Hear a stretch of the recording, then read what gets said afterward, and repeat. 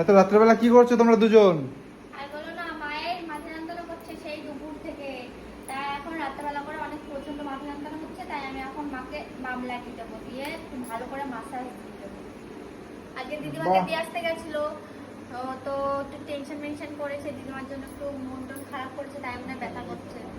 আবার হাতে লেগেছে, এই দেখো এই জায়গাটা হাতটা হাতে হাতে লেগেছে বাপ ফুলে গিয়ে? হ্যাঁ, বাতকুলা থেকে আসছিল, মানে একটা সাইকেলের সাথে ধাক্কা লেগেছে। কি অবস্থা! দেখো হাতটা ফুলে গেছে। এখন একটু মাসাজ দিয়ে দিচ্ছি যেন মাথা যন্ত্রণাটা কমে যায়।